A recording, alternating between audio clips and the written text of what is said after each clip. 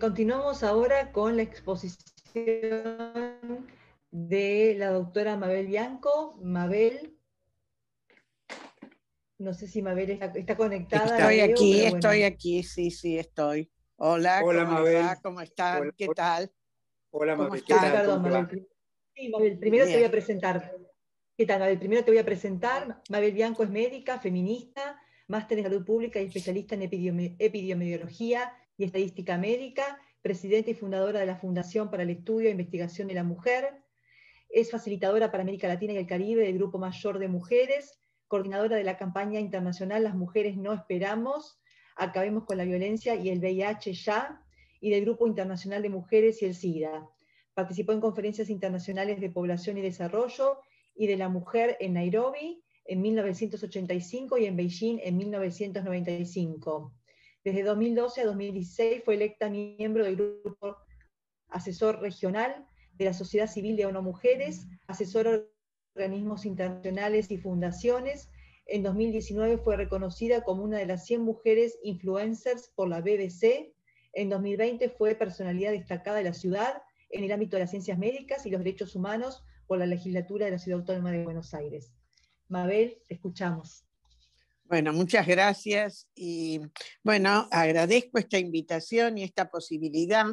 Yo quiero hoy recordar hace ahora 26 años, tuvimos la cuarta Conferencia Internacional de las Mujeres en Beijing y esa conferencia fue para nosotros un marco, digamos, cuando digo para nosotros, digo para las mujeres activistas de los derechos de las mujeres y las feministas, un marco que totalizaba todo el conjunto de derechos que fuimos a lo largo, porque todo esto empezó, recordemos, en la década de los 70, cuando tuvimos la primera conferencia en México, y a partir de allí vino, bueno, la Convención de Eliminación de toda forma de discriminación contra la mujer, y vinieron otras conferencias,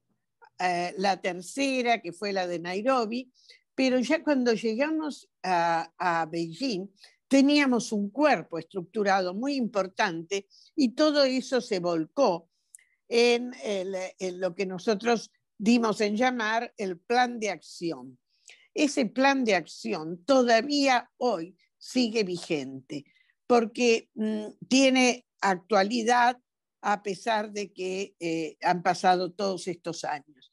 Y algo que es muy importante es que en Beijing se consiguió incorporar por primera vez en forma separada los derechos sexuales de los derechos reproductivos.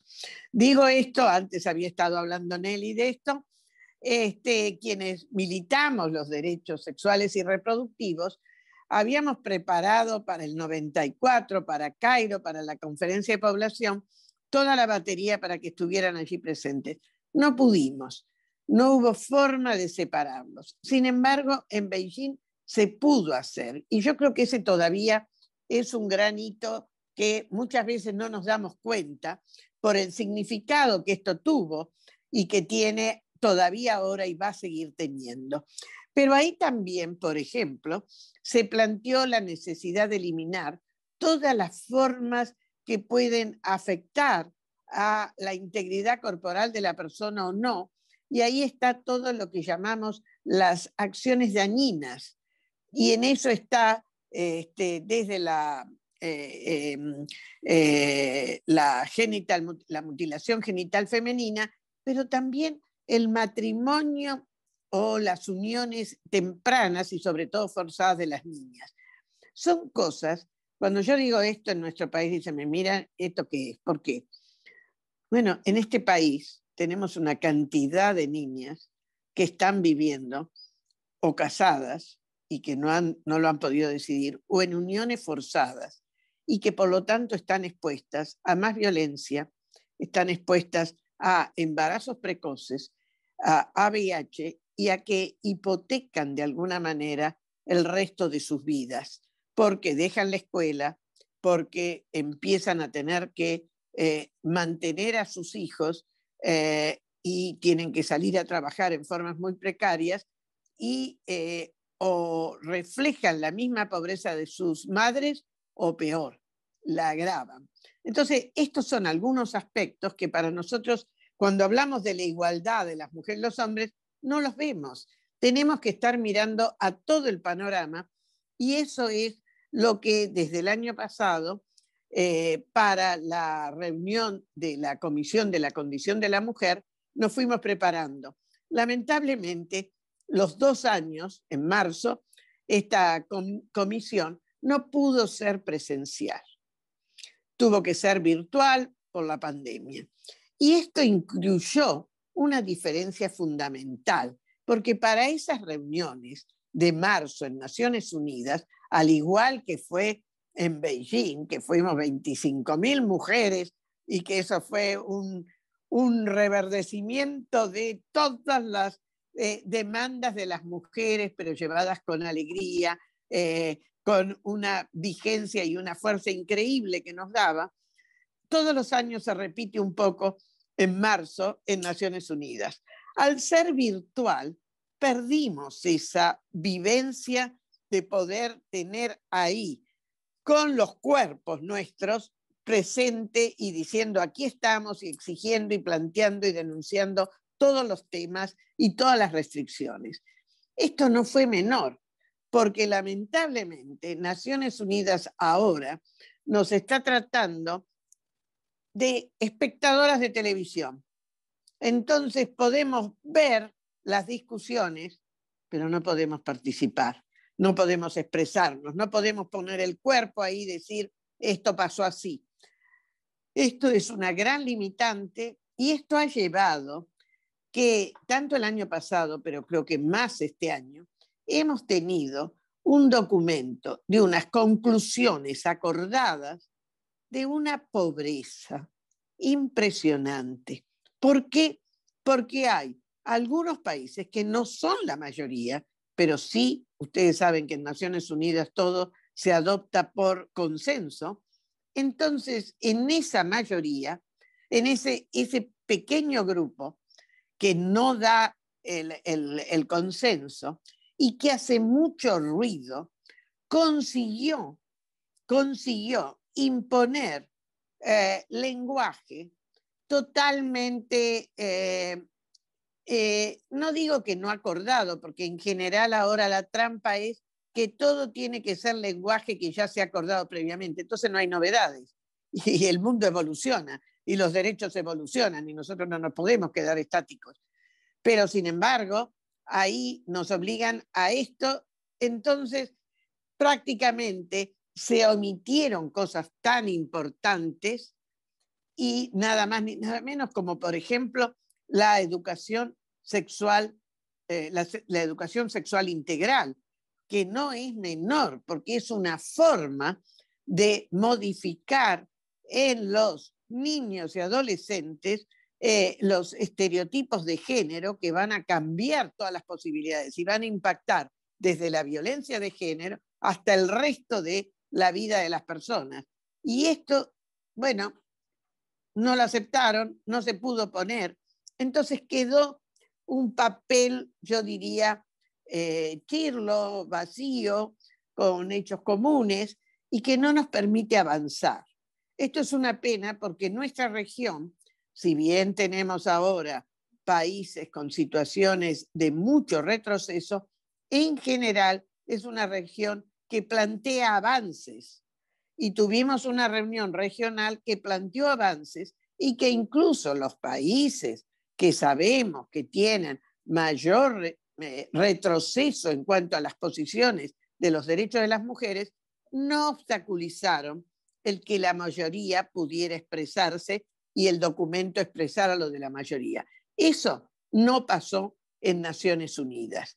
Y esto es algo que creo que tenemos que tomar conciencia, porque esas decisiones que a veces decimos, ay, bueno, eso al final se decide en Nueva York, pero ¿qué tiene que ver con nuestra vida? Tiene que ver todo con nuestra vida, porque eso, cuando el país se compromete a eso, estamos para decirle, cúmplalo. y tiene que cambiar la ley, tiene que adaptar, tiene que hacer programas. Y así fue como nosotros conseguimos, con mucho esfuerzo, pero conseguimos la Ley de Salud Sexual y Reproductiva y hemos conseguido mucha otra legislación porque había compromisos que se habían asumido internacionalmente y que debían llegar al país. Entonces, yo lo que los insto a todas es que estemos muy pendientes de cómo los principios de Beijing los hacemos realidad, porque es fundamental para la igualdad de hombres y mujeres.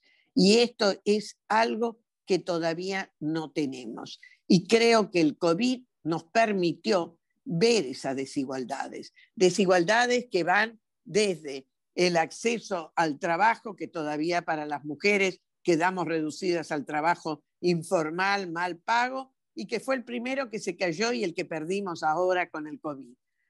Además, tenemos todas las dificultades para el acceso a los medios nuevos de comunicación, no solamente la conectividad, sino también los equipamientos. Y vimos cómo las mujeres quedamos atrás en las posibilidades del teletrabajo, porque bueno, en las casas hay un solo equipo, cuando lo hay, para que todo el mundo se pueda comunicar. Entonces se daba la posibilidad primero al varón, después a los hijos para la escuela, y la mujer pasaba a ser la última, y así es como tenemos muchas mujeres que perdieron su trabajo y que no pudieron seguir. Bueno, así tenemos miles de cosas que tenemos que cambiar y que tenemos que promover la igualdad. Lamentablemente, la salida del COVID no estamos viendo esos cambios estructurales y eso nos preocupa.